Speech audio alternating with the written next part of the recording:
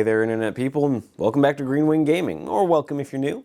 If you are new to the channel, I'm not gonna lie, you picked kind of a weird one to jump in on, but that's okay, you're welcome here all the same. Today is a Friday upload, and Fridays on this channel, we like to play tabletop games. So today we are continuing our playthrough of Rangers of Shadowdeep. We are on to the third scenario of the Ghost Stone mission pack. Now, if that doesn't mean anything to you, because this is your first time hopping in, we're literally midway through a mission pack. This is going to be kind of a stealth mission. I would heavily recommend, at the very least, jumping back to episode 21 to the start of this Ghost mission pack, the Ghost Stone mission pack. If you have trouble finding the videos, literally just click on my channel's main page, hop on over to playlists. The Rangers of Shadowdeep playlist is right there. You can start at number 1, or you can jump all the way down to 21 if you want. But with that being said, we are doing the Ghost Stone mission pack, and for those of you who watched the previous missions, or previous scenarios, we are hopping back over to our lower level ranger party. So we're back over to Lady Sakai and her much beleaguered party of rangers. She has a hobbled badger and she's missing a finger. But so today is going to be another stealth mission, much like what we did last week. I promise I'm going to try to make this one shorter than the last one. For those of you who are new, my video last week was like 3 hours long. I'm really sorry about that, guys. The game ended up going for like 15 turns. I don't think this scenario will go that long. But we'll just have to find out and see, because this is another mission or another scenario where the game doesn't set a turn length, like a set number of turns. You just keep playing until you've escaped off the table or you're dead.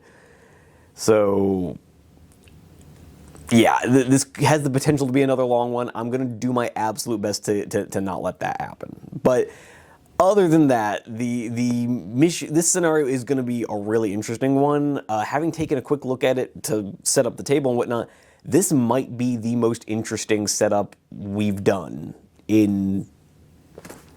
This is the 23rd scenario we're doing. This is probably the most interesting setup I've seen. And we've had some cool ones. We've had some really innovative and some really unique and interesting setups. This is a pretty interesting one. I'm gonna wait to kind of go into super depth about it once we're actually looking at the table, but suffice it to say, this is part 2 of our lower level ranger missions, and like I said, it's another stealth mission. Where this time Lady Sakai is trying to burn the supplies for this marauding army ravaging, that's kind of come to the north of this fictional kingdom of Alador, and is trying to kind of win the battle by destroying their supplies. Kind of shift things back in favor of humanity and the forces of good. But with all that being said, I don't know how much else there is to say about this. I'm just really excited to get into it. But before we do that, I would just like to remind you guys that this channel is still very young. It's still very small. So anything you guys do to help it really goes a long way. Just watching as far into the videos as you possibly can. I know, having just released a 3-hour video, that might not be possible for all of you. I totally get that. But the farther you watch, the more it helps. Obviously, liking the video helps a bunch. Subscribing helps me even more if you want to see more of this type of content. But one other thing that I would like to ask of you guys is to leave a comment down below. I really like hearing from you guys. I've oddly started looking forward to it, which is not what I thought the YouTube comment section was going to be like for me. But you guys have been pretty great, even when you're pointing out stuff I got wrong. Which reminds me, one of my very helpful commenters pointed out that I've been getting the critical hit rule wrong. I was operating under the impression that modifiers to your combat score could trigger the critical effect. No, it turns out you having looked at the actual rulebook, it only happens on a natural roll of a 20. So I've been getting that wrong for the last 22 episodes. No big deal, right? It's frustrating that I got it wrong for that long, but I'm glad you guys corrected me. I actually feel a lot better about that now. So Yeah, and the other thing is that if you roll a natural 20, you just auto win. So in the past, I was kind of in a situation where at least theoretically, I was operating under the idea that I could roll a natural 20, but if the opponent rolled high enough and had a good enough modifier, I could still lose. Not the case. You win a 20, you roll it. As a player, this does not affect monsters, but as a player, you roll a 20, you auto win that combat. So, considering how many 20s we rolled in the last game, that should be pretty heartening for me, because apparently I do that really well.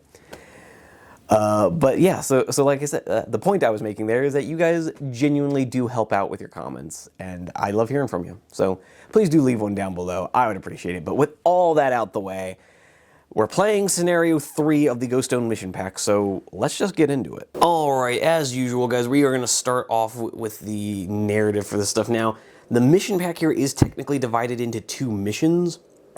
So we are going to have a bit of a mission lore here and then the actual scenario. So, without any further ado, after the raid on the Knoll encampment, you circle around until you reach the top of a line of hills. This is the direction in which the Knolls had been heading, as well as the direction in which the cultist leader had pointed. From a concealed depression, you looked down into a long, dark plain and felt a coldness grip your heart. A small army camped upon the plain next to the sluggish river. I think that's supposed to read a small army is encamped upon. And from the heights, you could just make out dozens of gnolls, cultists, and other creatures moving about. Some unloaded supplies from a barge on the river. Others appeared to be working on weapons and armor. All of this, though, you took in at a glance, for your eyes were immediately drawn to the center of the camp, where a towering monolith loomed over everything. It was a stone many stories high, covered in roughly carved runes that glowed with a nauseating green light. A group of robed cultists prostrated themselves in front of the stone, while another stood before it with his hands raised. As you watched, the runes glowed brighter and thick green mist seeped out of them. The mist writhed and twisted and then flowed together until it took the form of a floating specter. The specter gave out a piercing wail that reached all the way up to the hilltop, then sped off in the direction of Alador. Quietly signaling to your companions, you slipped back down the hillside and headed for home. You only had a short time to take in the scene, but the intelligence was vital. The monolith, this ghost stone, was obviously a weapon of great power, one that could potentially overwhelm your kingdom. After a wearying journey, you escaped the thick, dark air of the Shadowdeep, only to find Alador in chaos. Once again, you were forced to sneak past an enemy army before finally locating your company. Reporting directly to your captain, you soon heard about the terrible defeat of the army of Lord Arkin, and the role played by the Green Spectres. Most of the story was told by another group of rangers who had been on the outskirts of the battle. You shared your own intelligence about the Knoll encampment, the things you found, and most importantly, about the ghost stone that created the spectral warriors. For a moment, a grim silence fell upon the little council. Then your captain spoke up. There is no choice. The stone must be destroyed. You shook your head. It's the size of a tower. We need a siege engine to topple it. Your captain grinned. There's one woman who could do it, if we can get her close enough. How? There's an army between us and that stone. The captain looked over at the other group of rangers. We'll need a distraction. So turning over to our scenario. So Scenario 3, the distraction, for level 0 to 5 rangers. Along with the other group of rangers, you slip down into the Shadowdeep and make your way carefully to the line of hills they had spoken of. It was tough going, and often you had to stop and hide from patrols, but eventually you reached the ridge without major incident. From the heights, you could see the difficulty of the task before you. Hundreds of cultists and gnolls moved about on the plains. You scanned across the whole area, looking for weaknesses. Finally, your eyes settle on the river. At the far end of the camp, masses of supplies had been unloaded on the ground next to the water, forming a kind of open-air warehouse. A small boat is moored nearby, and a couple of cultists are unloading supplies. If you could get in amongst the supplies and set them alight, it would be sure to create chaos in the camp and draw significant forces away from the stone. In theory, if you could do this quickly enough, you could then steal the boat and make your getaway. The main difficulty will be in getting close enough without raising the alarm. And so here we have the map showing some kind of forested area, an open area with the trees. Now, this is an interesting map for a couple of reasons. It's the first map I've played on that is a 2.5 foot wide by 3 foot long table map. The edge here is going to be the hero edge where our player characters start. There's going to be some forests and trees in the way. And then here are the locations of the big piles of supplies and a boat and our little river mark that takes up 6 inches of the right side of the table. And then over here is like the encampment edge. So when enemies eventually start showing up, they'll probably start showing up from the encampment edge. But yeah, we have 5 Gnoll fighters on the table. So it's not 5 girlfriends, it's 5 Gnoll fighters. We have 5 stacks of supplies, but then we have another stack of supplies with 2 cultists on a boat. But with all that being said, the setup for scenario is pretty simple. We are going to have to make some stealth checks. But fortunately, because we found the map in the previous scenario, you guys might remember we found a bunch of stuff, like we found a map and a strange mask.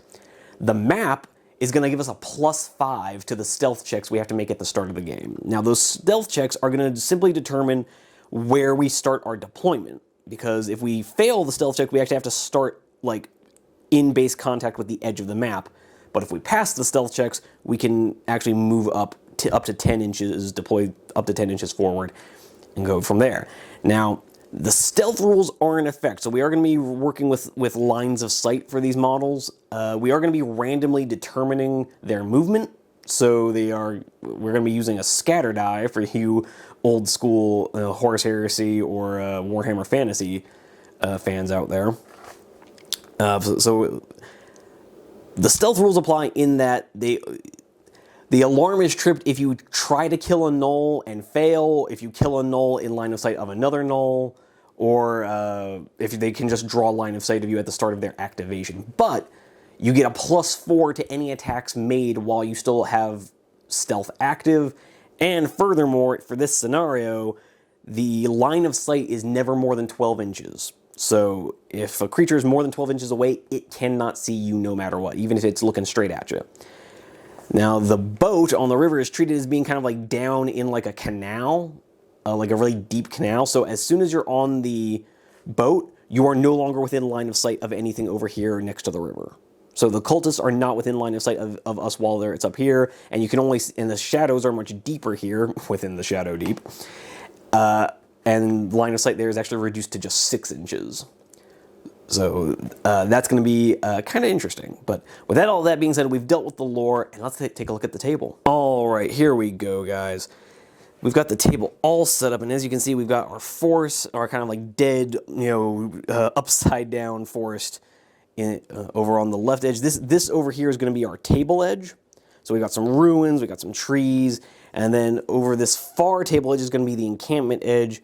Over here we have our river, and we have our boat. I wish I could tell you where to find this boat, guys. I literally just found it on Amazon. Don't really know what to tell you.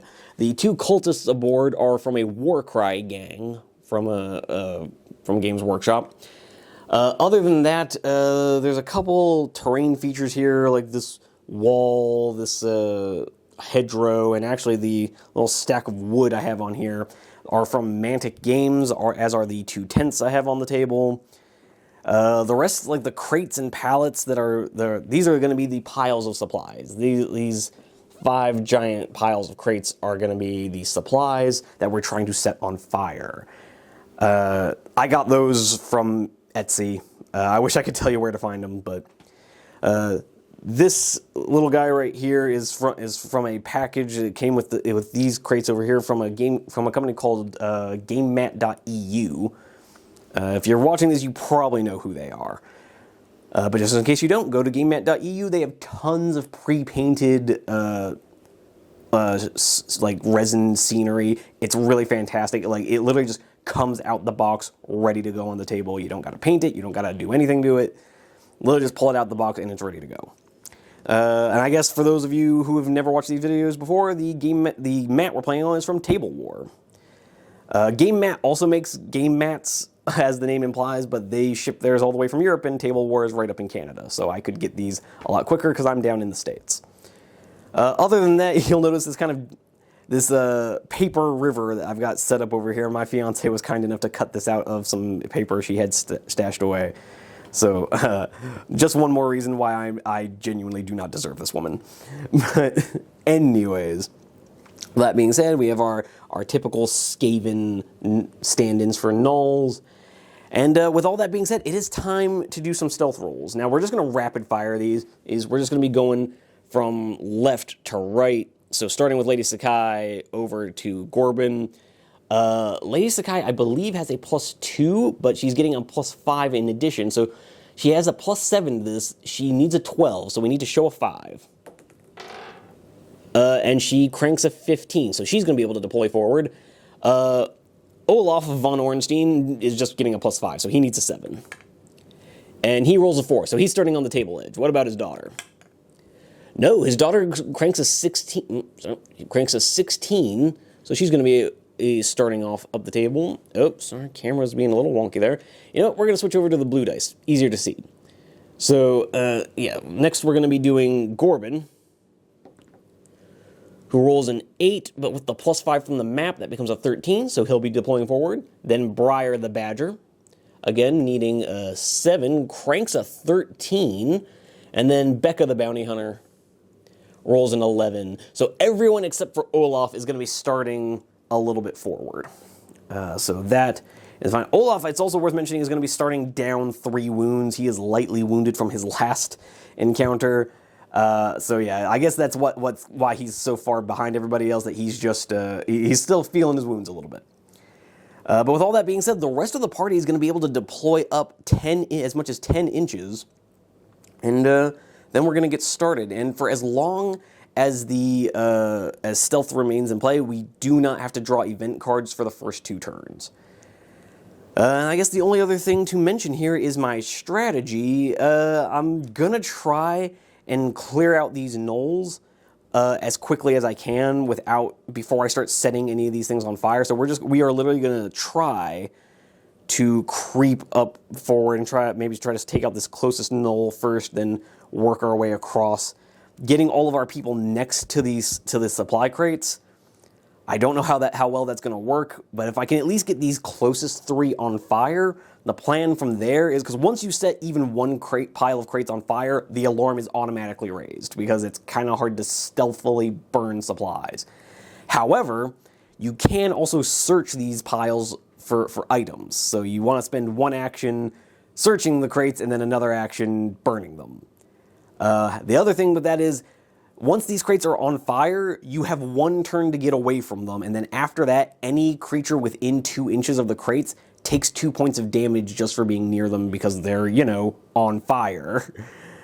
But with all that being said, we just have our little gnoll encampment here by the water. The cultists literally will not do anything. They will not activate in any way until the alarm is raised. They just stand on the boat talking to each other, talking a lot about, it must be the wind, and other Skyrim references.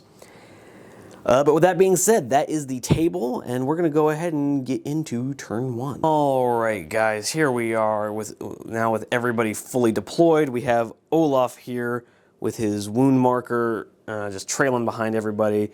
Over here we've got Lady Sakai, Briar the Badger, and Ingrid, who have moved up as far as they possibly can, not even trying to be in cover, because they're going to be activating first. So hopefully they'll be able to make something happen. Yeah, I guess I'm happy with that deployment. She doesn't really have line of sight on that gnoll over there with her bow, so it's not going to be as effective as I might have liked. But over here we have Gorbin and Becca, who are kind of hiding out behind this tree, so they'll be out of line of sight of that gnoll over there. I am kind of just treating these trees as blanket blocking line of sight. If you're a 40k player, think of it, the trees are obscuring. If you remember 9th edition, the trees are obscuring. If they're behind them, you can't see them. Or to more clearly say, if a character is behind the tree, enemies cannot see them. But with all that being said, we're going to go ahead and get into the Ranger phase, where we are just going to group activate with Ingrid, Briar, and of course Lady Sakai, who is going to move her 7 inches into base contact with that closest knoll. It doesn't actually take her the full 7 inches, it's more like 5. I make a note of that because Briar is also able to get in there. As for Ingrid, she might just be staying where she's at. I don't really like the idea of moving her up for any real reason. Oh, one thing I should also mention is that the strange mask that we found in the last scenario, we can pick one of our heroes to have it, and as long as the alarm has not been raised, they can be treated as a friendly model by the gnolls. I can literally just walk them up and they won't think anything of it until they see me kill one of their friends. Like if I kill an enemy within line of sight of another enemy, they will obviously figure out that I'm not their friend anymore and the alarm will be raised. But until then, we're fine. So I'm not really sure who to give it to. The obvious answer is Lady Sakai, just so she can walk up and be one-tapping gnolls because she is literally a fight +4. But I don't know, that seems a little obvious. Like maybe the answer is Gorbin. But no, we're just gonna go with Lady Sakai because narratively that makes the most sense to me. Yeah, that's just what we're gonna do. Anywho, so we have taken our first move actions with Lady Sakai and Briar. They have moved into base contact with the Null. Ingrid is probably not going to use this turn to attack anybody. She's probably just going to move up. Actually, I think what she's going to do is she's going to move up to this first crate, kind of moving like so around. She doesn't quite have that much movement, so she's going to move more like this and kind of hide behind that crate. And she's actually, for her second action, is going to search the crate, but we'll handle that at the end of the turn, just to see how things go. Anywho, but Lady Sakai is going to take her second action attacking this Null. Now, crucially, ranged attacks that fail to kill a Null will raise the alarm. Melee attacks do not, because the whole idea is that like you can run up and be kind of like stifling their screams. So as long as we don't fail a ranged attack against a Null, we're fine. Because, yeah, it's kind of hard to stifle someone's screams if you shot them with a crossbow from like 100 yards away. Anywho, so we're going to have Lady Sakai's attack. So she's normally a fight +4. She's got a gang up bonus for fight +5. And then the surprise bonus because we are in stealth is going to give her a fight of +9 to the Null fighter's fight of +2. So let's see if she can make something happen here. Okay, so the Null has rolled a 3, and Lady Sakai has rolled a 13. So obviously she wins the fight, but with a +9, that becomes a 21. So 21 points of damage is actually exactly what she needed to, well, it's actually not 21 points of damage because she also has a two-handed weapon, which gives her another 2 points of damage, so 23 points of damage, but 21 alone was enough to one-tap this Null, who is our first casualty of the day. So yes, Lady Sakai kind of melts out of the forest, stealthily and swiftly running towards the Null, who turns around just in time to catch a silvery katana across his throat, detaching his head from his body and falling to the ground with a spurt of blood.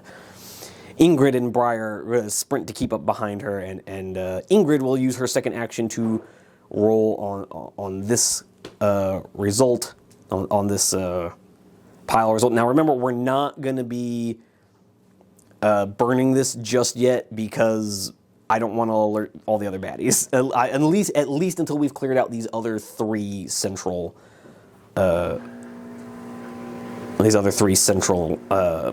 piles. Other than that, Briar he's just going to burn his second action. He's just going to not do anything. I don't want him running off on his own. He's already hurt as it is. I guess the one thing is I'll have him take a second action and just creep up a little further so he'll have an easier time keeping up with Lady Sakai. But with that being said, we're on to the creature phase, where we have to randomize the movement of our gnolls. Now, crucially, the rules specifically say they will only take one action until the alarm is raised, and we have to randomize their direction of movement. So here's where the scatter dice comes in. Okay, so this gnoll is going to move 6 inches directly this way, which I guess kind of works for us. As for Gnoll over here, he is going to be moving 6 inches. He's going to be moving 6 inches this way. Sorry about that, guys. 6 inches kind of towards this tent over here. So he's just going to kind of end up like so. Knoll over here is going to be moving around this pile of crates and just kind of end up over like so. And then finally, this knoll down by the river is going to be moving. He's just going to turn and stare at this wall. This is apparently a very interesting wall, guys. We're definitely not noticing the sound of him taking a leak. But with that being said, guys, that is the end of the creature phase. Completely uneventful. Thankfully, that's how we like it. On to the companion phase, where Olaf is literally just spending his first turn, and probably going to be spending his second turn, just kind of sprinting up, saying, hey guys, wait for me. In the meantime, we are going to have Gorbin here with his 9. He's going to take a double action move, and he's just going to end up in combat with the Knoll, because again, getting into... Actually, no, he's not. He's just going to move around this tree. Yeah, I think that's what we're going to do. We're going to move him behind this tree to stay out of line of sight. Again, trees are just kind of obscuring, blocking line of sight. He's going to creep up here, try to get himself in position to deal with that central Knoll. Becca, on the other hand, as much as I would love for her to just drop this Knoll, first of all, she can't see him because she's behind a tree. But she is going to just use her time to move up here and search the second pile of crates. So we have 2 rolls on the pile table. So let's see what that has in store for us. Don't mind me, I'm definitely not flipping pages here. Here we go. Okay, so we're gonna roll on this table and see what we find in just a second. All right, guys, we're gonna roll up these 2 results on the search table real quick. So first we have a natural 20. Of course, we get our first natural 20 for something I don't really need it for, but it was on the bad guy dice, so it's okay. And then the second result is going to be a 19. We are going to need to re-roll that because you can only, the rules specifically say you can only roll each result once. So let's try it again. So 14. Okay, so what does that say?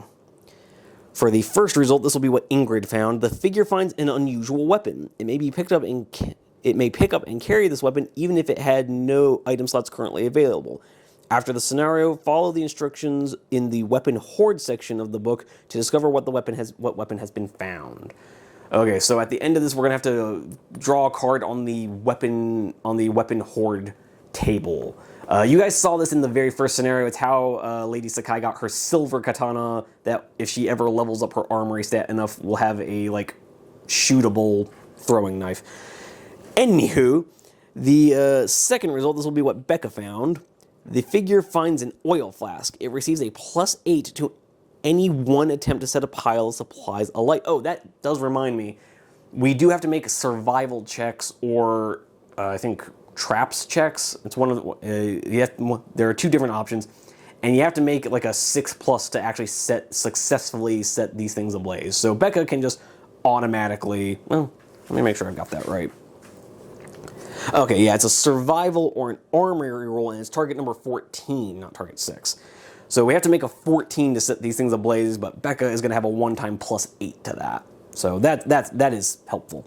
I mean, I guess that's going to actually complicate things. But with that being said, we are going to go over to the deck of scary things now that we've reached the end of the turn. Of course, when I say the deck of scary things, I mean we're just going to go straight on to turn 2, because of course the rules specifically say we don't draw from the deck until the end of turn 3, unless the alarm gets raised sooner. So with that being said, we are going to go ahead and activate with Lady Sakai and the other 2. We're probably just going to keep Ingrid right by this here pile of crates so that she can eventually set it on fire. As for the other 2, I really don't know where to take them. Lady Sakai does have the mask that makes her appear like a friend, so she's just going to move her 10.5 inches as a double action towards this guy. No, she's going to do it up towards here. Let's see, make sure that's within 10.5. Oh yeah, she's actually going to, now that I think about it, no, she was not quite enough not quite close enough to deal with that Null. But she is going to walk up and just kind of walk into base contact with that Null. Bear in mind, again, I want to just make it very clear, she is wearing the special mask that makes her appear as a friend to the baddies. And I think Briar is just gonna stay here and hang out with Ingrid, because I don't really want them risking anything. So yeah, it's not a group activation. So yeah, I think since we're not moving them, we're not gonna group activate, and they'll get to move in the companion phase. That being said, it is now on to the creature phase, where we'll start with the Null, like a hair's breadth away from Lady Sakai. Where is he going? 6 inches that away. But we're going to say, narratively, I'm going to say that the Null turns around and looks at Lady Sakai and stops, because she's literally directly in his path. And the Null has literally walked up to this tree, scratched at it, probably eaten a horrible bug of some kind, and has turned around to find Lady Sakai standing right in front of him. So with that being said, we are going to look at this other Null over here and see where he's going to go, and see if the scatter dice are kind to me. They are, because he is now moved out of line of sight of his friend. And he ends up kind of like so. However, what about that Null over there in the corner? Where's he going? 6 inches this way, so we're just going to have him come over and talk to his buddy. That's not even close to 6 inches. It's not quite 6 inches, but I like the fact that the dice have literally caused them to come right up to each other. So I like to think these Nulls are kind of doing the classic guard, like the stereotypical like cartoon guard thing of walking back and forth across the road, stopping briefly to speak to each other. But this last Null over here by the dock is gonna go over this way. He stops here because that's actually where the game space ends. That is 36 inches, and so he's not gonna go any further. So he again is just sniffing this wall. He finds something very interesting. All right. The wall, it's not actually a wall, it's him standing at the edge of the canal and looking down into the river. So I like to think he's just staring at the black, murky depths of the river and just contemplating what could possibly be down there. But with that being said, we have now reached the end of the creature phase, and it's gone about as well as we could have hoped for. We're going to keep Becca over by that stack of crates, but what we are also going to do is have Gorbin come around here as Lady Sakai is distracting that unsuspecting Null. And he's going to club it. He's got a +3 fight base, becomes +4 with Lady Sakai's gang up bonus, and another +4 for having the element of surprise. So he's going to have a +8 to this stuff. The Null's +2. So I'm like, I just picked up Olaf's wound marker. Don't mind me, guys. I'm good at this YouTube stuff. Totally professional. Okay, so it's a close run thing. The Null has rolled a 15, becomes a 17, but fortunately, I don't know if you can quite make that out, Gorbin has rolled an 11 with a +8, that becomes a 17. However, he has a special weapon of like +3 damage, so that 17 becomes 20 points of damage, so that's going to drop this Null down to 1 wound. But again, it's important to remember that melee attacks do not trigger the alarm, because Lady Sakai is literally grasping her hand over this Null's mouth as Gorbin walks up and just bashes his head with a mace. So we've got one Null dead, one Null currently getting gang stomped by Lady Sakai and company. And Olaf, as much as I wanted him to just make a dash for those crates over there, I think we're going to have him move up kind of more this way, ending up by this tent and well. Gives him a fair amount of line of sight cover. And so yeah, he's going to end up like so. And like I said, Becca is just hanging out. She's just living her best life. And with that, we have reached the end of turn 2. We still don't draw any event cards. Yeah, we're just going to go on to the Ranger phase of turn 3. All right, hopping right into the Ranger phase of this turn. We are going to be group activating with Gorbin and Lady Sakai. Lady Sakai is still currently enthralled in trying to knife this Null. However, we are going to let Gorbin activate first, I believe. No, we're gonna let Lady Sakai get the kill. So as Gorbin is bashing this gnoll over the head, Lady Sakai just pulls out a knife and is gonna shank him. So she's gonna have her fight of +9 to the gnoll's fight of +2. Oh dear. So the gnoll has rolled a natural 20. Lady Sakai has rolled a 6. Now, fortunately, the critical effect rule does not apply to gnolls.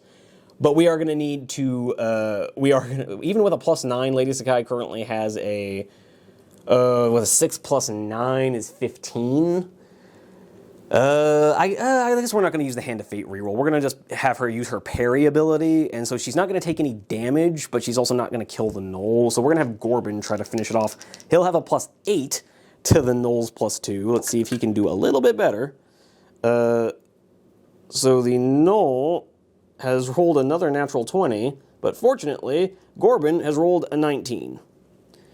So, can you make that... sorry, camera being a little weird with that darker dice. So yeah, Gorbin has rolled a 19, and again, the critical effect rule does not apply to creatures.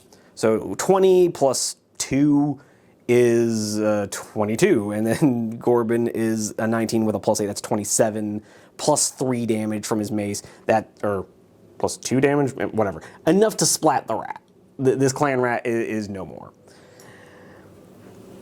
So we've got 2 of our gnolls out of the way, and then with that, Gorbin is just gonna use his 6 inches of movement to get up behind this crate, out of line of sight. Lady Sakai is not too worried about line of sight, if we're being honest. So she's gonna kind of make a move for that. She's gonna use her second action just to make a 7-inch move, kind of ending like so, because again, she's got the mask on. So that was a little bit of an embarrassing moment for her. She was literally gripping this gnoll by the mouth, was trying to slip out her knife to shank it, but the gnoll kind of breaks through, takes a swing at her with his mace, and Gorbin just continues to stomp the gnoll into the ground as Lady Sakai just kind of barely gets her arm up to knock the knife away from her, or knock the mace away from her. And kind of looking up at Gorbin with a silent nod of appreciation. Gorbin gives her a big toothy smile, completely oblivious to the gore that is currently drenching his armor. And he stomps off towards this crate next turn I'll try to take a look inside. And Lady Sakai kind of walking over to keep an eye on these other creatures. Speaking of which, it is now the creature phase. So we're going to start off with these guards over here and hope that the dice are kind to us. All right, so the gnoll on the left here is going to continue his march that way. Again, he's doing generic NPC stuff. He's walking back and forth across a road. That's what guards do in video games. The other gnoll, so we've rolled a direct hit, but we're going to go with the slightly darker portion. He's going to walk off with his buddy and be like, dude, what are you doing? I just came from over there. You're acting like you're a generic henchman. We're going to die. So the scatter dice is actually being pretty kind to us right now, so I appreciate it. Now, this gnoll who's just kind of stuck in a corner, where is he going? He's just going to, again, he's just going to kind of walk like this and end up still staring down into the riverbank. He can't go any further because he'd jump into the river, and I don't think that's what the game had in mind.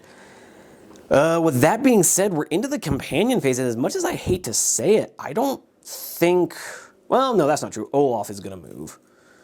Olaf will move up. And he's just going to do... I think we're going to have him just kind of move up 7 inches-ish, so he can be within Lady Sakai's activation range for next turn. And with that being said, that is the end of turn 3, so we do finally come to the first draw from the deck of scary things. This could completely wreck our stealth move. Stealth going a lot better than it has in the past, guys. We've actually managed to maintain stealth for 3 turns. But we have drawn the Red King.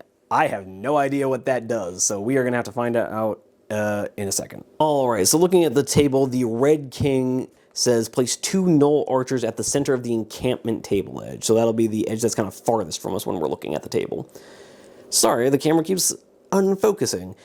But yeah, so I will get those gnoll archers set up, and I will see you guys in the next turn. Okay, guys, things are looking pretty good as we're going into turn 4. We have had a pair of extra gnoll archers show up.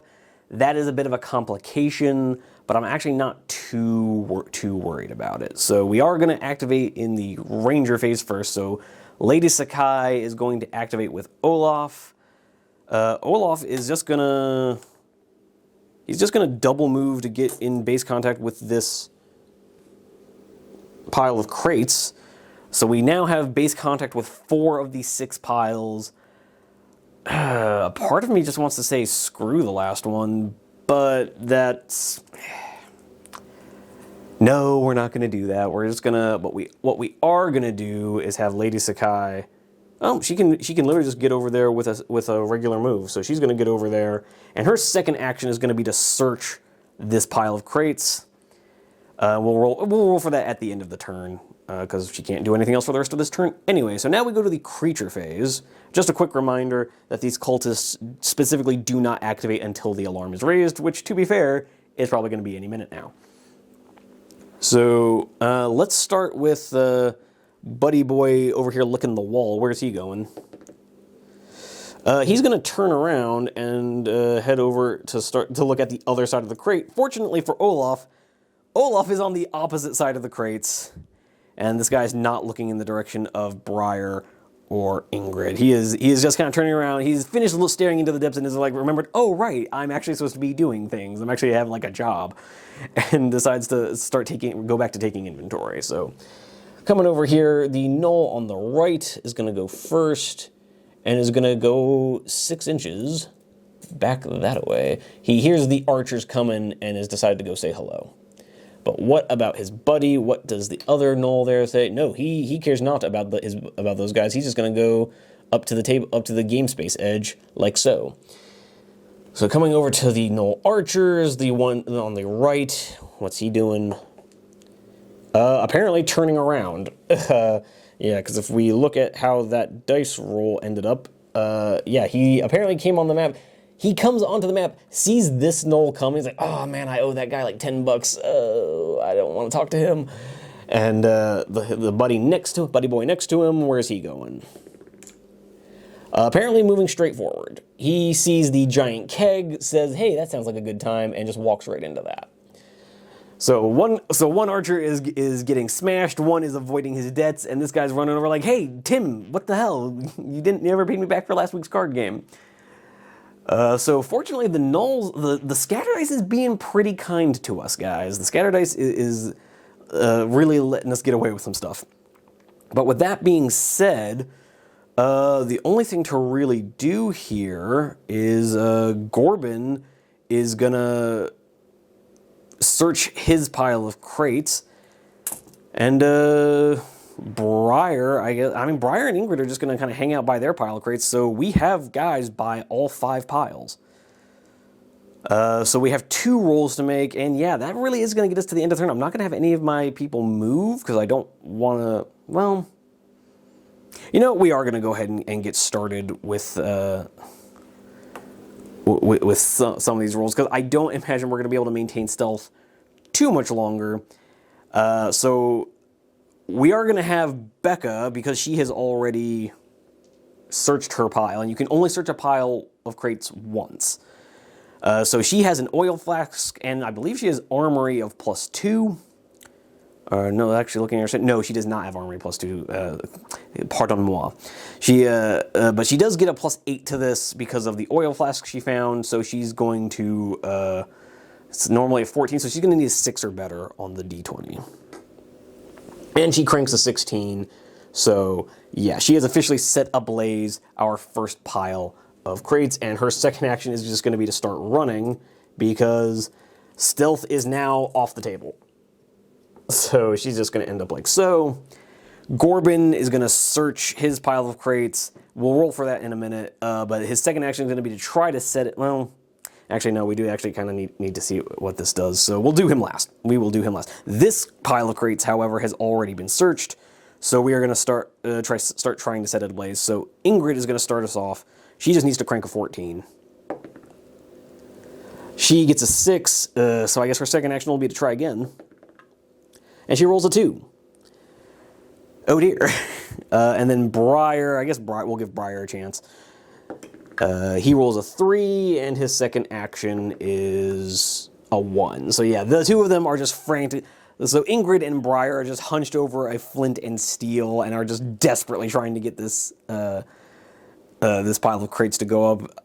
I'm suddenly really wishing I had our grumpy conjurer from our main party.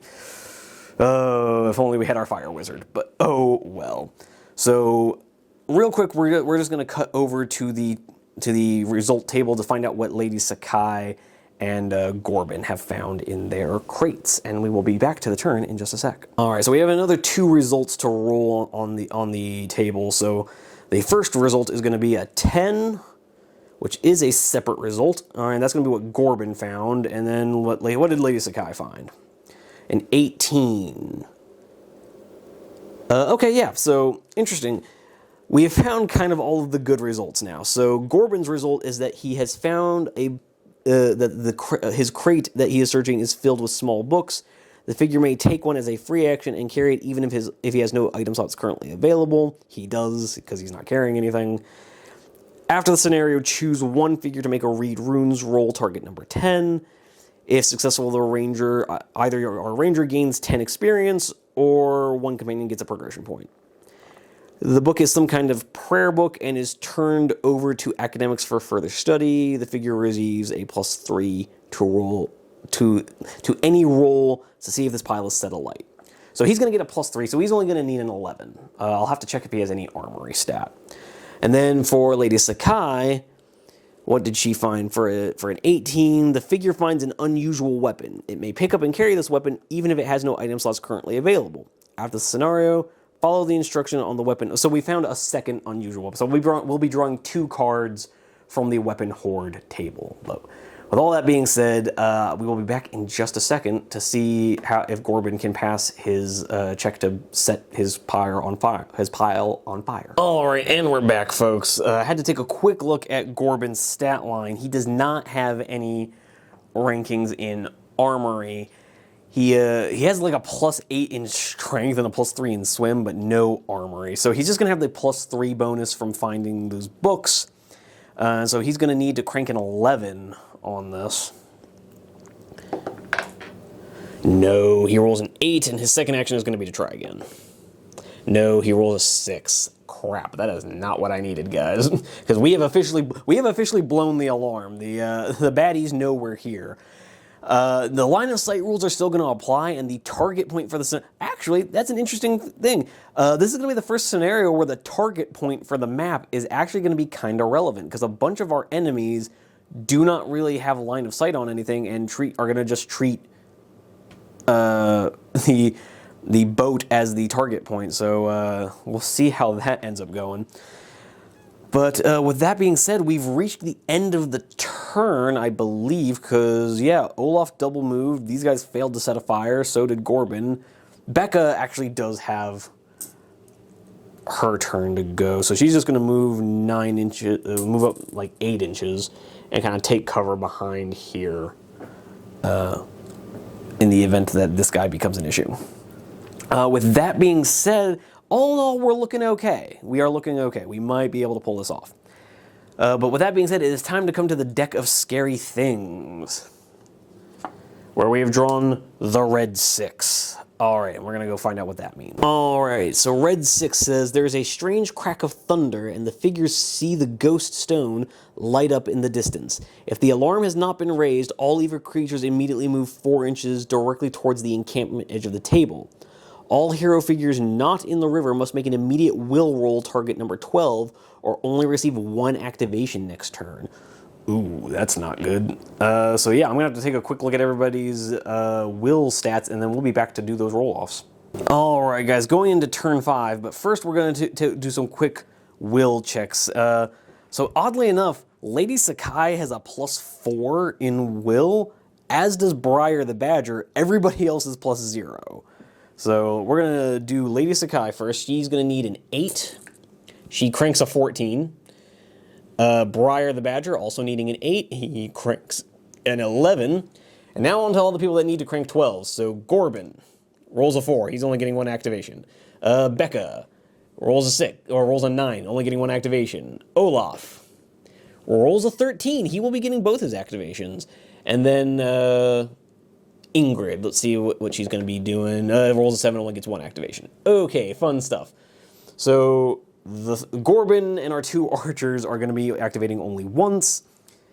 Meanwhile, everybody else is going to get their full 2 activations. But we are going to start with Lady Sakai in the Ranger phase. She's going to be getting both of her activations. And she, for her first action, is going to try to set this thing on fire. She actually does have an armory of +4. So she will be she will only need a 10 or better.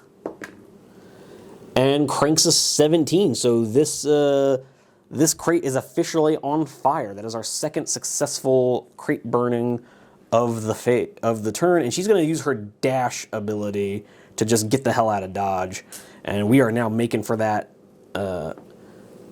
boat lickety-split. But with that being said, that brings us to the creature phase, where we have to do the creatures closest to us. And I just realized that we've left Olaf's wound marker way over on the other side of the table.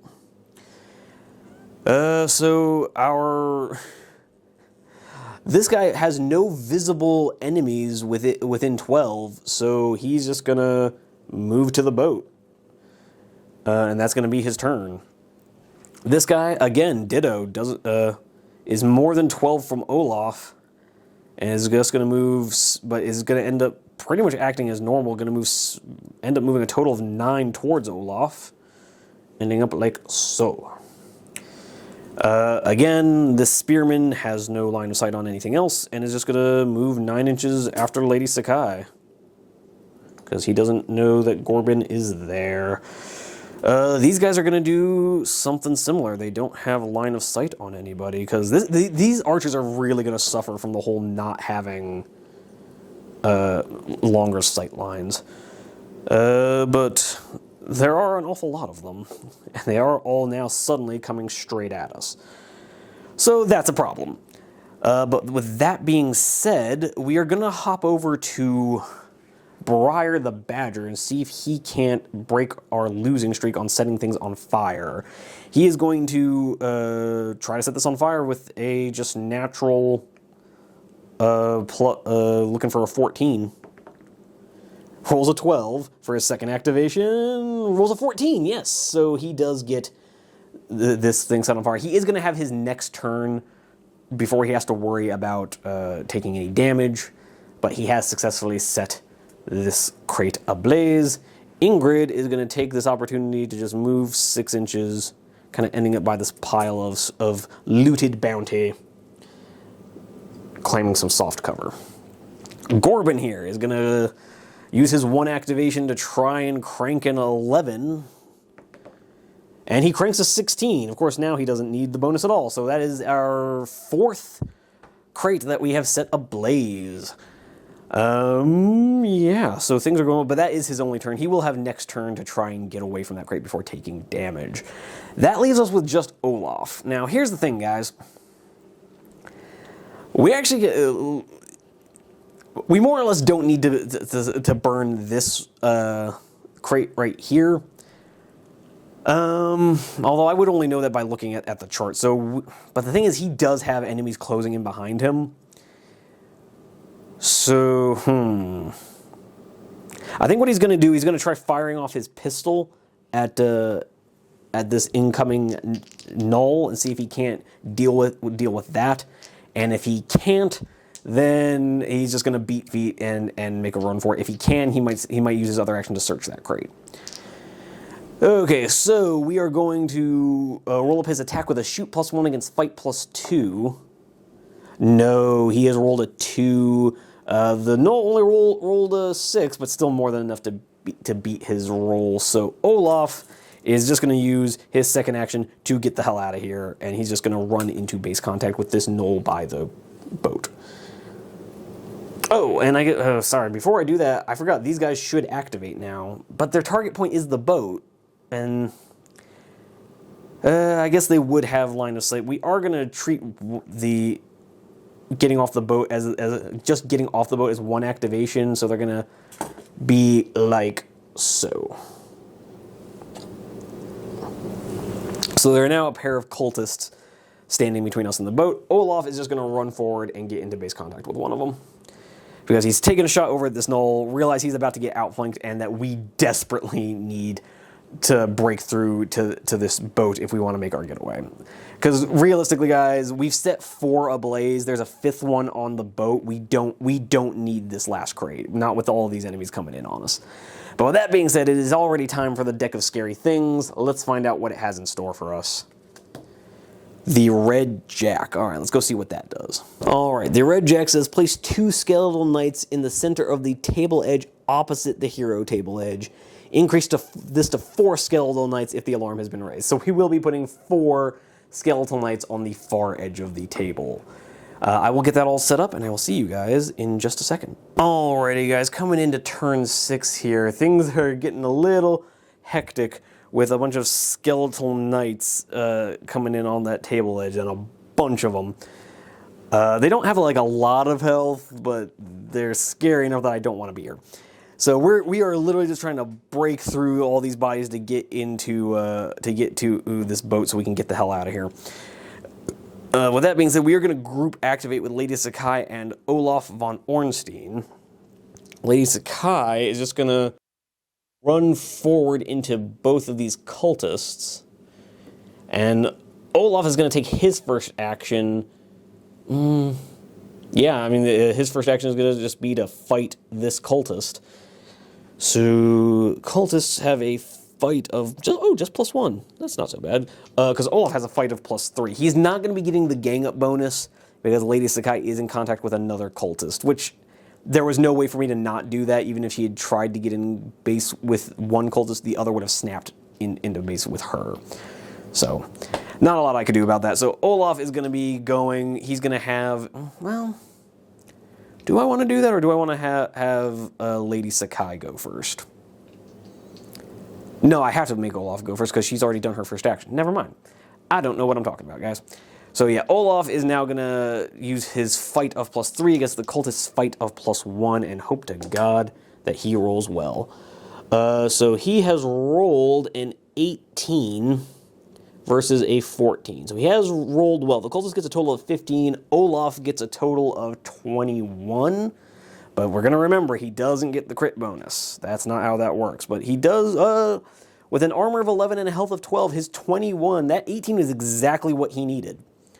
That 18 is exactly what he needed to off this cultist. So as Lady Sakai sees this pack of gnolls approaching from behind, and Olaf hears a rattle of skeletons approaching, they kind of dart around this. Olaf comes darting around these crates right into the face of a gang of cultists, hearing the chittering of rats coming up of these gnolls coming up behind. And he's just not having. He lets off his musket pistol, firing kind of wildly at this gnoll. Missing, comes charging around, jabs his torch into the face of this cultist. As he holsters his pistol, produces his blade, and just rams. I like to think he's carrying like some kind of fancy rapier, which he just jabs straight into the throat of this deranged cultist. Shoving him over, not even bothering to watch the blood spill. Having said that, he is then going to take his second action to kind of move around like so, and help Lady Sakai, who will now have a gang-up bonus. She has a fight of +4, becomes a fight of +5 against the cultist's fight of +1. So, +5 to +1. Let's see if she can make it happen. She has rolled a natural 1. That's not what we need. Now, the cultist has only rolled a 7. But we really need to get the hell out of here, so yeah, we're gonna go ahead and hand a fate reroll that. And roll that into a 12? So Lady Sakai is going to get a 12, +5 is 17, so that's 19 points of damage with the +2 from her two-handed weapon. It's going to drop him down to just 2 hit points. And there's not really any point in forcing him back, because it's about to be the creature phase, so he'll just run back into contact. So with that being said, we have finished the ranger phase, and it is now the creature phase, so yeah, that wounded cultist is going to swing back. Rules as written, he has to swing at Olaf, so I guess that's what we're going to do. Olaf will have a gang-up bonus of a +4, though. So as Olaf has come rushing around the corner, producing his sword and jabbing it through the throat of the first cultist, he sees Lady Sakai whip out her katana, abandoning the mask that had safely seen her through the camp, as she slashes a tremendous blow across the cultist, but the armor of the cultist kind of stops it from being a true fatal blow, even as a large splurt, kind of a gush of blood splurts out through the air, and he comes charging in as the kind of shoving Lady Sakai aside as the cultist prepares to swing back with his with a massive overhead strike. So Olaf will be at a +4 to the cultist +1. So the cultist has won that fight with a 10, becomes an 11. Olaf has rolled a second natural 1. Oh dear. But the cultist can't do anything else. You can only make 1 attack per turn. However, this null is now going to attack the nearest friendly model, which is Lady Sakai. So he's going to even things up. And it's just going to be, and now Lady Sakai will no longer be getting a gang up bonus because both of them are engaged by other models.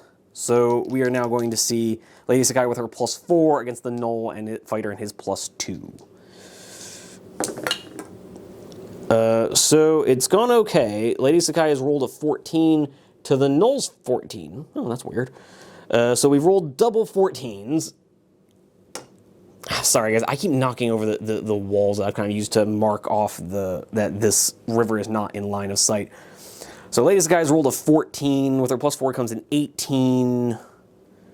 With +2 damage, becomes 20 points of damage. Drops the null down to 1 wound.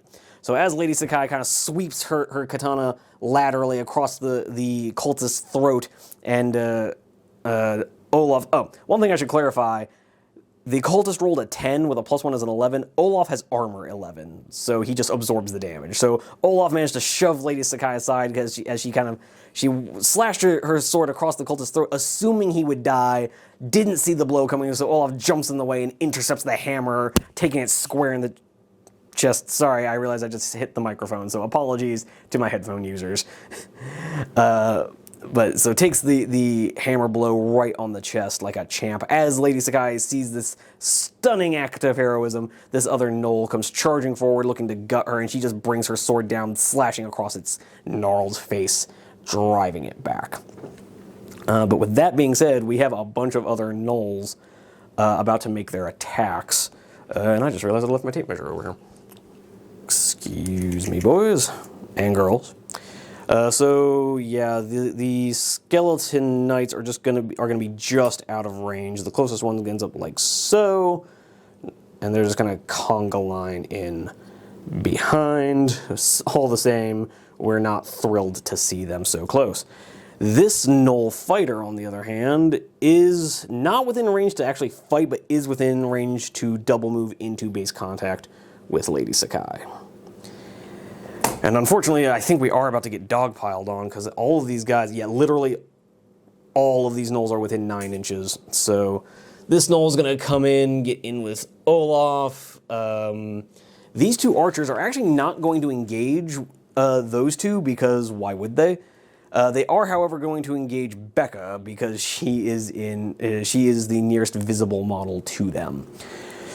So it's going to be, there's going to be 2 pieces of hard cover between them, so she's going to be getting a +4 to her fight. So she's going to be fight +5 to their shoot of +2, because there's a wall and a well between them and her.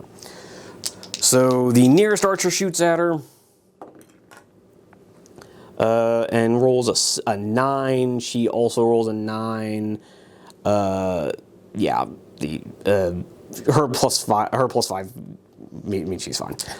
Rinse repeat with the other archer. This archer has rolled a natural 1, and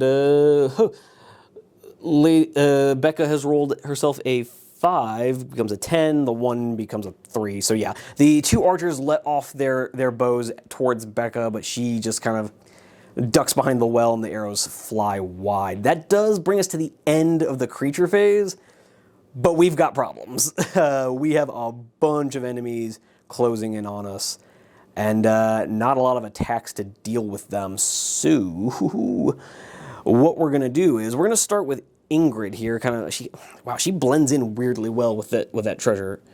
So Ingrid here is just going to start dialing up a shot into that one wound Null, looking to try and get rid of him. We just need to have fewer bodies here. So she's going to have a shoot of +3 to the Null's fight of +2.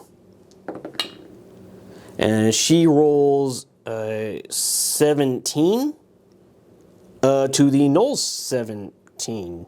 Huh. That's the second doubles I've rolled this turn. Dice are weird. Anyways, so she has the better shoot stat, so her crossbow is gonna annihilate this dude. So he is donezo. So that's another Null fighter off the table, which I suppose is something. And then I think from there, she is just gonna, as much as I would love to have her reload, we do need to get out of here. So she is just gonna move 5 inches here and then be on the boat. So we officially have a person on the boat.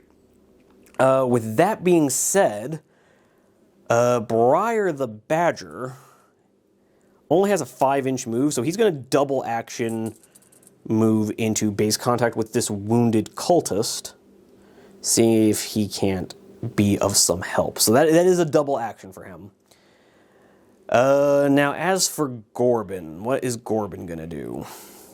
Gorbin is just gonna, part of me wants him to come over here and try to wreck these archers, but at the same time, every turn we don't leave, more baddies are likely to show up. And the game specifically says that if you exhaust the event card deck, you just reshuffle and go again.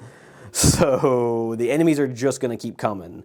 There's not a lot of point in trying to stick around. So Gorbin is going to come in here. He's just going to make a double move. 9 inches does just get him in with this Null fighter over here. We are trying to negate as much gang up bonus as we possibly can.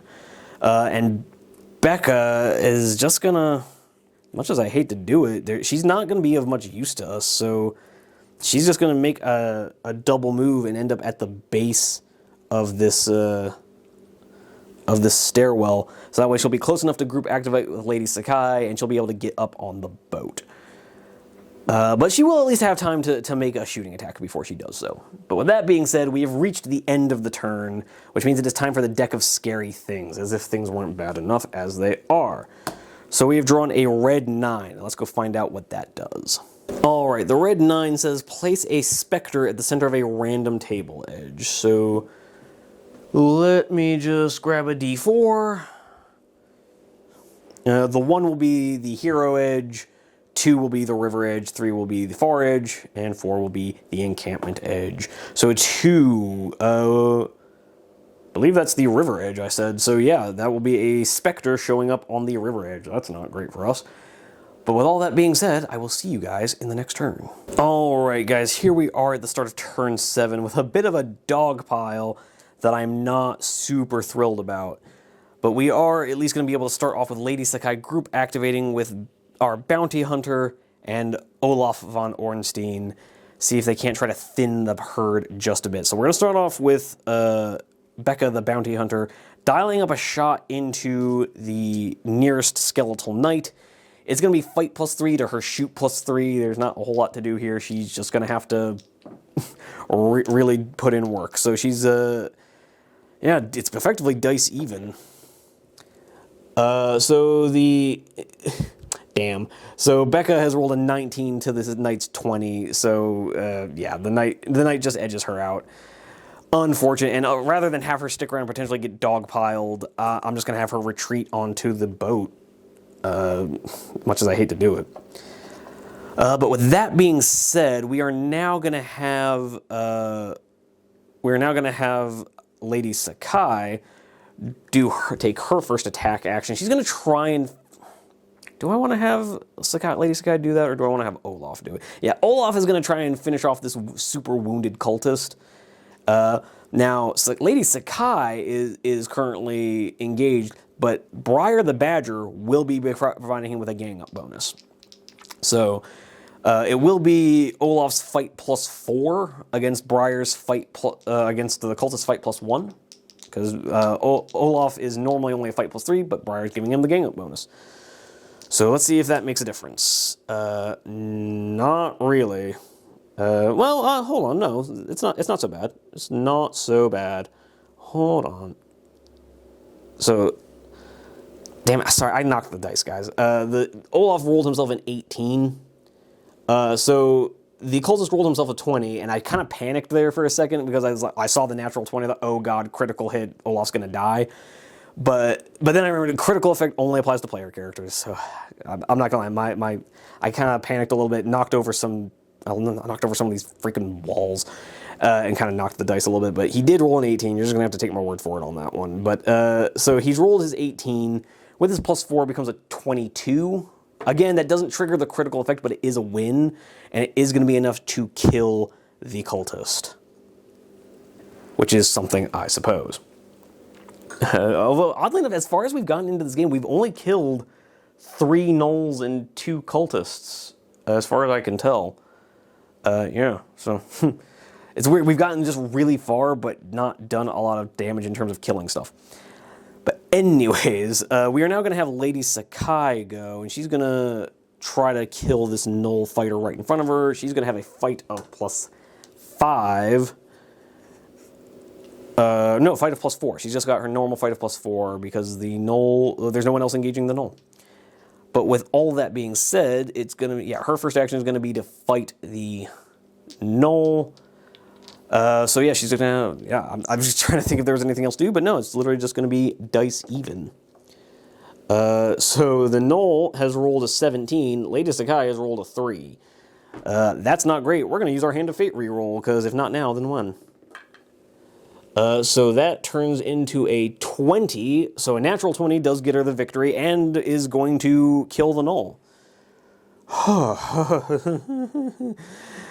This game is getting a little too sporty for my liking, guys. I'm not a big fan. But with that being said, Lady Sakai,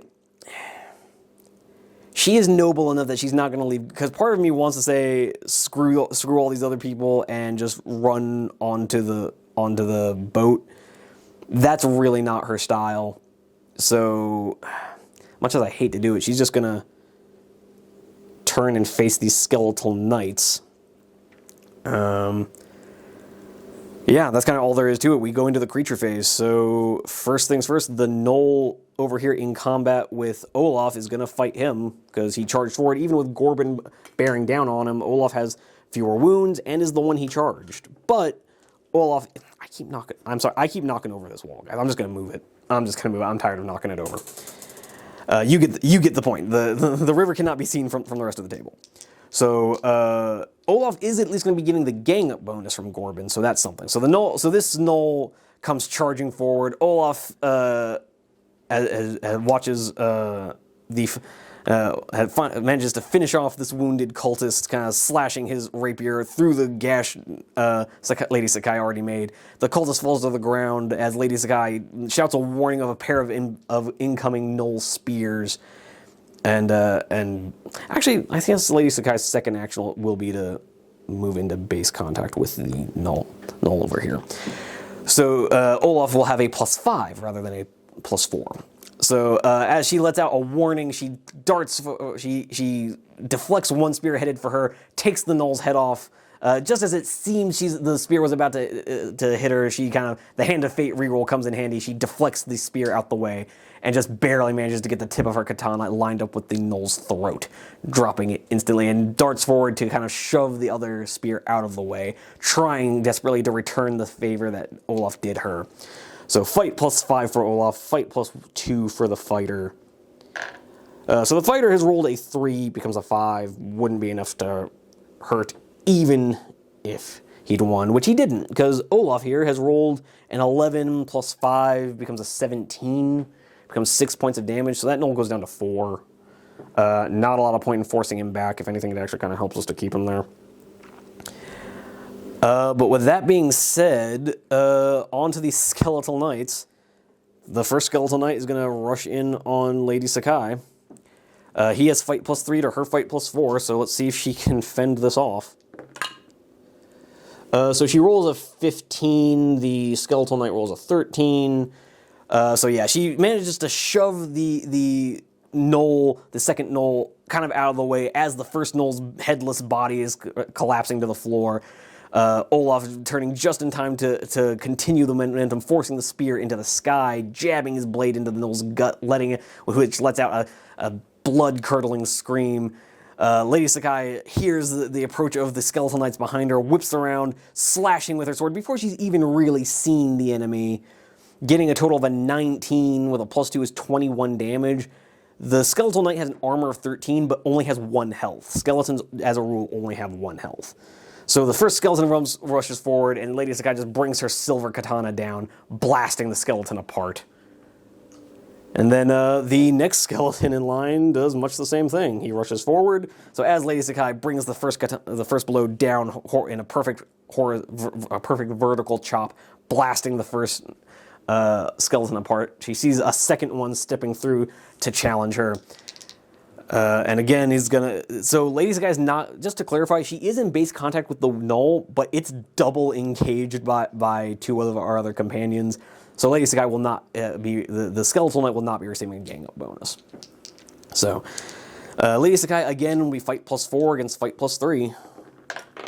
Yeah. Dropped dice do not count. So sorry, my guys. And Lady Sakai's rolled a 16 to the skeletal knight's 14. Again, Lady Sakai brings the first chop down, blasting apart the first skeleton, quickly reverses the angle of her sword to bring it in a kind of diagonal right to left upward slice, getting just under this skeleton's shield, and again blasting him apart with a single sweep of her sword. She is going to town. She is hungry for some bone meal. I'm sorry, that's the lamest joke I've ever made. I'm sorry, guys. I don't know where that came from. Skelly Boy number 3 is going to step up, and he's probably going to punish me for that joke. So this is going to be, again, fight +3 against Sakai's fight +4. She rolled a 9. Damn it, I knocked the dice. She rolled a 9, and I can't really see what the blue dice is. Oh, it's also a 9. So yeah, double 9s. So Lady Sakai will win by virtue of she's a +4, so that becomes a 13, which would normally tie her exactly with the skeletal knight's armor, except she has got a 2-handed weapon, which means she does +2 damage, which will be just enough. It will total out at, because 9 + 4 is a 13, +2 is 15 damage. It only has 1 health and 13 armor. So again, she chopped down on the first one. Seeing a second one, she just naturally leads into an upward kind of diagonal chop. From there, turns that into a head-level horizontal sweep, taking off the top of the head of the third skeletal knight, who they've all dropped into a pile of bones at her feet as the last skeletal knight approaches. Lady Sakai is bossing this right now, guys. I don't know what to tell you. And this is one of the weird things about Rangers of Shadowdeep. Your own turn can be a disaster, but then the enemy creature phase can potentially be like the best thing that ever happened to you. Somehow. The dice here are wild. Okay, so the Skelly Boy has rolled a 2, with his +3 is a 5, but Lady Sakai has only rolled a 7, which is not ideal. Because 7 + 4 is 11, with a +2 is 13 damage, exactly enough to not kill the last skeletal knight. So as she kind of does that head-level horizontal sweep to kill the third knight, the fourth one comes in surprisingly close behind it, faster than she was expecting, and she barely manages to get her sword down in place to kind of place the blade up against the throat of the skeleton, where normally she would slit her opponent's throat. But this opponent doesn't have a throat to slit, so the blade just kind of slides along the bone, and she manages to shove it back an inch. But with that being said, we now have a pair of Gnoll archers, and I still don't properly know how to handle this, because if you ever fire into a melee combat, you randomize who gets hit. So the Gnolls here could potentially shoot their wounded buddy. On the other hand, the forces of the Shadowdeep don't strike me as the types that would care about fratricide. So I guess the first thing we're going to do is we're going to have the first Gnoll roll up their attack. We're going to roll a d4 real quick to see, because there's 4 people in the combat. So the Knoll will be a 1, Sakai will be 2, Olaf will be 3, Gorbin will be 4. So let's see who the first archer hits. The first archer rolls a 1, so yeah, he hits his own archer, or hits his own Knoll fighter. So the archer will be the blue dice, the Knoll fighter will be the green dice. It'll be a shoot +2 against fight +2. The archer rolls a 9 or a 16, and the fighter rolls a 17. So the fighter actually wins that one. So the arrow comes flying in as this scrum is going on, and Lady Sakai is just bursting skeletal knights apart.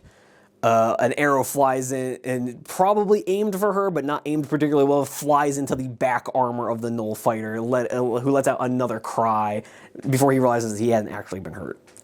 And so the second archer is going to let loose, let's see who he hits.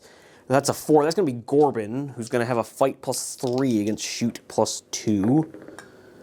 Unfortunately for Gorbin, he has rolled a 9 against the archer who has rolled a 16, becomes an 18. He is armor 12.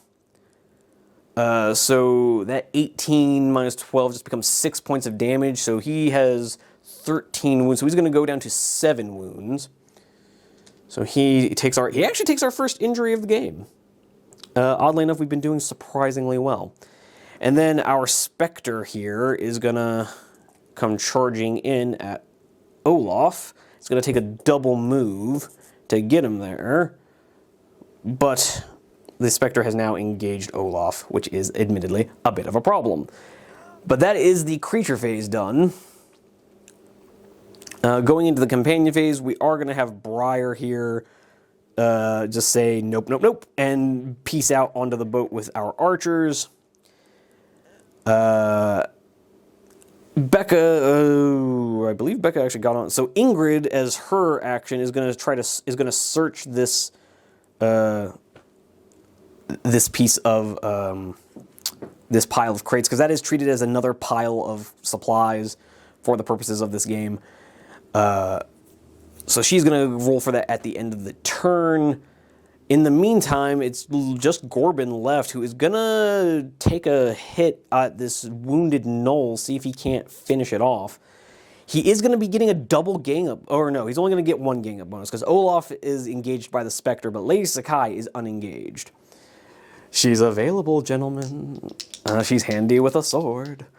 But yeah, so Gorbin is going to be making a +4 attack against the wounded Knoll's fight +2. So the Knolls rolled an 18, but Gorbin has rolled a 20. Gorbin has rolled, I think that's our second natural 20 of the game. No, third. It's our third natural 20 of the game. And so he has rolled a natural 20, which again is an auto victory, and certainly, even without the critical effect, is going to be enough to splat the rat. So as Olaf is digging his blade in this, he hears a Spectre howling from behind, turns to face the Spectre, whipping his blade out. The Knoll starts to straighten up to strike at Olaf's exposed back, catches an arrow into the back, lets out a howl that gets interrupted as Gorbin kind of angrily shouts, "No, bad!" and crushes the Knoll beneath his mace. So that's another. That is actually all of our Knoll fighters removed. In this one turn, we have removed more models than in the rest of this game combined. But anyways, Gorbin's second action, I believe, is going to just be he's going to move around, but he is going to be in base contact with that Spectre, going to try and help out Olaf as we are trying to get the heck out of here. But with that being said, that does bring us to the end of the companion phase, end of the turn. So we're going to come over to the deck of scary things, which gives us a red 7. Let's find out what that means. All right, the red 7 says place a troll at the center of the encampment table edge. Trolls are pretty scary, but at the center of the encampment table edge means we're not probably going to have to deal with him for like another 2 turns. So I think we could be okay. We still have a chance to get the hell out of here. Which I think is what we're going to do. So, yeah, that's going to be us, and I will see you guys at the start of the next turn. And, of course, I forgot to roll on the table for Ingrid searching the crate, so we're going to go ahead and try to get that done. Yeah, so we're just going to... There's only 2 results left or sorry, no, there's 3. So, but they're all a 10 or less, or rather a 9 or less. So we're just gonna kind of roll this on a D10 instead of a D20 because there's not a lot of point, and we'll just re-roll results of 10. So we've rolled a 4. The pile contains nothing but poor quality tools. Okay, so that's going to be our last result on this table. And yeah, that's us all done with searching crates. And with that being said, now I'll see you guys in the next turn. All right, coming into turn 8, things looking reasonably good for us here. Not that many enemies coming for us, and I just realized I forgot to set up the troll, who's just going to be back over there. For those of you wondering, this troll is actually not commercially available. He was actually something I got for being a Kickstarter backer for a game called Tainted Grail, The Fall of Avalon. So he's one of many super cool monsters that came with that game. I don't know if Tainted Grail and its monster expansions are still available. I haven't checked in a while. But if you guys are interested in some of the minis, Damien, our swordsman, is also from that box set. We've seen a few other monsters from that game in this campaign. So I would always recommend checking that out. I'm always a fan of supporting these smaller game creators out there. But anyways, going into the Ranger phase, we're going to activate with everybody. We're going to try and get ourselves off this table. So the first thing we're going to do is activate with Olaf, who's going to have a +4 against the Spectre's fight of... Oh, they're only fight +1, but they do cut damage in half. That's where the real problem is here. So the Spectre's going to be a fight of +1. Olaf is going to have a fight of +4 because Gorbin's given him the gang-up bonus. So let's hope he doesn't screw this up too bad. So he's rolled a 19. He's rolled a 19. It's not the 20 I would have liked to see. But let's see. So a 19 +4 is 23. We subtract the armor of, let's see, Spectre armor of 10, so that becomes 13. Cut in half is 7 points of damage, which will be enough to take him down to 3 wounds, but not quite enough to get Olaf free of the Spectre. So the Spectre comes in howling its spectral howl, and Gorbin just finishes splatting a null and kind of rushes through the Spectre, trying to give it a bear hug.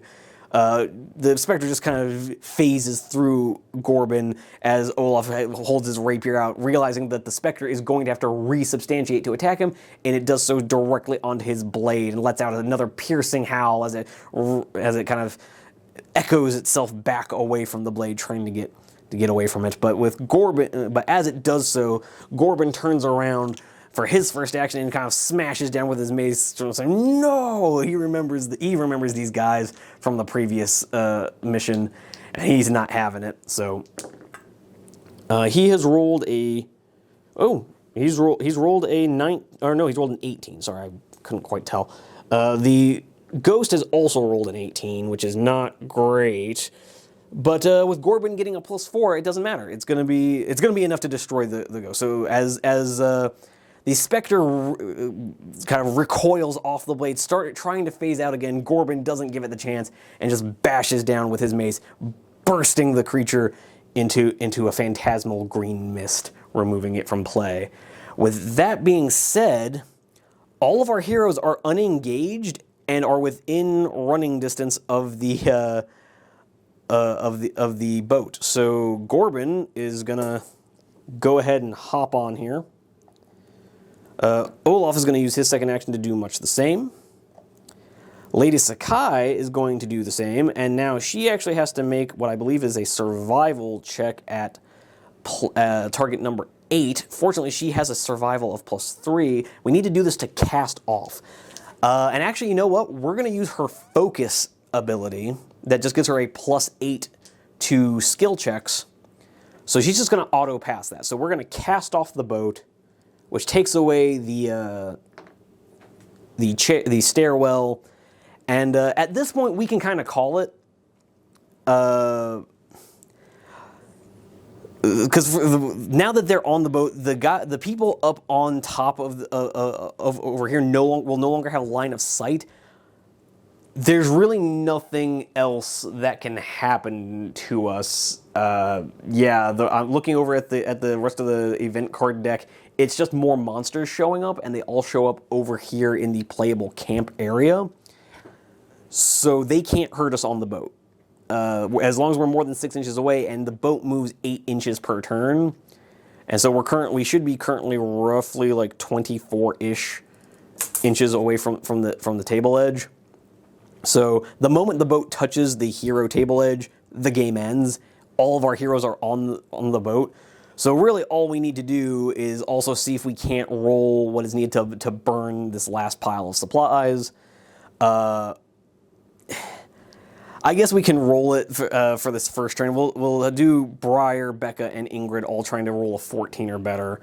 Let me find, where did I put the bad guy dice? Because it's easier to see. So that's an 11. That's an 18. Okay, so yeah, we'll say that Ingrid finally manages to set it ablaze. And so that gives us 5 out of 6 piles of crates burned. Works for me. And all of our heroes managed to get off the table edge, the boat literally sailing down this river as we set ablaze the pile of supplies. Maybe that's not the best idea while we're on a wooden boat, but whatever. And we sail the boat on down the river and off into the sunset. And our heroes have done it. We actually more or less pulled off a stealth mission. It went loud right there at the end, with Gorbin taking a little bit of damage, but this is their last appearance for the mission, so who cares? Everybody in the next time we see these guys, they're all going to get full health. But with that being said, there is going to be some post-game stuff we have to do. I'm going to have to do a quick read runes roll. Let's go ahead and roll it, and let's just say Lady Sakai does it. I don't think she has read runes, but we're looking for a 10 or better. No, we rolled a 1, so we won't be getting the extra experience from the book. Oh well. Could be worse, could be worse. But with that being said, we're going to have to tally up some post-game experience, and I will see you guys in the outro. Okay, guys, there we have it. Another one in the books. We have made good our escape. Lady Sakai finally managing to get off the table without being removed from play. And you know what? Like I said, this to me was one of the most interesting scenarios because our team literally managed to steal an enemy boat and sail it downriver to get away from the baddies. So definitely an interesting scenario. Went a lot better than I was expecting. We finally had a stealth mission that went even remotely according to plan. I don't know if this is so late in the campaign. Some of you might not remember the third scenario we ever played was the first time we used the stealth mechanics. As I recall, it didn't go particularly well. I think we killed one guy stealthily, and then we just went loud and immediately had to bum rush the table. Losing most of our people, Lady Gwyneth running off the table, leaving us to our doom, while Tywin had to just stand there and beat the crap out of the last couple of gnolls by himself. But between that and what happened at the Gnoll encampment, stealth has not been our friend. Stealth has not been the way that we get through things. So the fact that we finally managed to make it work, I think the 12-inch sight limitation really solidified things, made it a lot easier to try and angle our way up the table. And the scatter dice were just kind to us. That's just what it was. The scatter dice were really kind to us, moved guys out of the way. I was really worried once things went loud. The baddies all kind of funneling down towards the boat like that was actually kind of intimidating.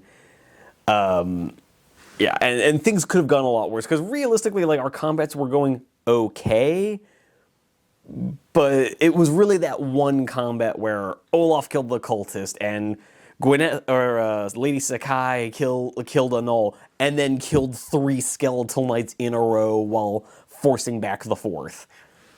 That one turn, that one creature phase kind of made or broke the whole game. If that had gone even a little bit differently, that could have caused a whole cascade effect of Lady Sakai, Gorbin, and Olaf all going down. So that would have been disastrous. But so Lady Sakai has finally had a triumph. She's had a moment to really show off what she can do and get all of her people out of there in one piece. Having checked the rules, we actually didn't need to set the final supplies on fire. It was enough to you only have to set them on fire if you're not taking the boat. But if you steal the boat, you don't have to set it on fire. You can just steal the supplies. Doesn't really matter. Other than that, things went exactly according to plan. We got a bunch of experience for this one. We got 94 experience from this scenario, and that was without even killing a lot of the biggest reward enemies. I was looking at some of the other card results after we wrapped, and there was like a spectral horseman who is like a shadow knight, but with even more armor and health, and way better movement, which is terrifying. We had a troll. There was an ogre that was going to show up, and again, if we didn't leave, those cards would just start duplicating after enough time. So that would have been messy for us, so I'm very glad we got out of there. There was also like a null sergeant and some fighters that were going to show up, a bunch of giant flies. It was going to be a whole mess, so I'm glad we got ourselves out of there. Lady Sakai leveled up. Not only did she level up, she came very close to leveling up a second time. She's like 19 points away from another level up. Unfortunately, spoiler alert, this is the last we're going to see of her in this particular mission. So because there's only one more scenario left, and it's exclusively for the more experienced rangers.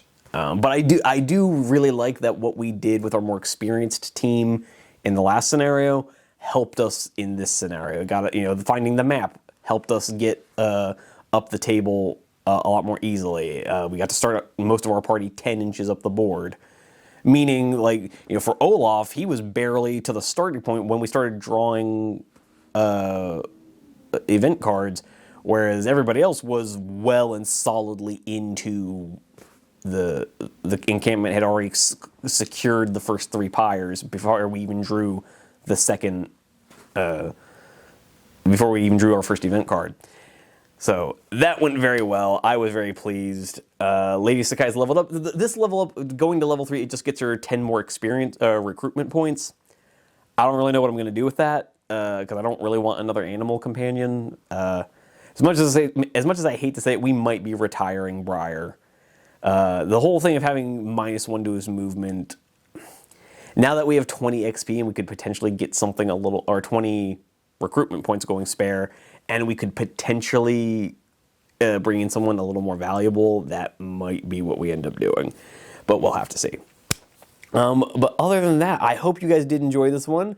I hope you don't mind that we actually kind of walked out of this one scot-free. We took a little bit of damage on Gorbin, but other than that, everything went fine.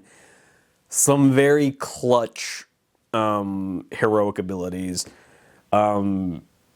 Lady Sakai using her dash to get the hell out of dodge after burning her pyre, using her parry to not take damage, using her Hand of Fate reroll to not take damage. That was all very clutch. So, and then even her focus ability to just auto cast off with the boat, it all came in very, very relevant. So that was an interesting thing where I've rarely had it be where all of her heroic abilities ended up being useful. So that was a pleasant surprise, and I was very happy about that. But with all of that being said, I don't really have anything else to add. I'm kind of dreading the next scenario. Not because I've looked at it, just because Lady Sakai's first scenario went poorly. Her second one went well. Tywin's first scenario went well. So I can't help but worry it's going to be like the inverse of Lady Sakai, where his first one goes well, his second one is a disaster. So we'll just have to find out, because it is going to be the finale. Because if you remember, the lore of this scenario was that the less experienced group was causing a distraction for the more experienced group, so that they can make their attack and hopefully have better odds of defeating the enemy.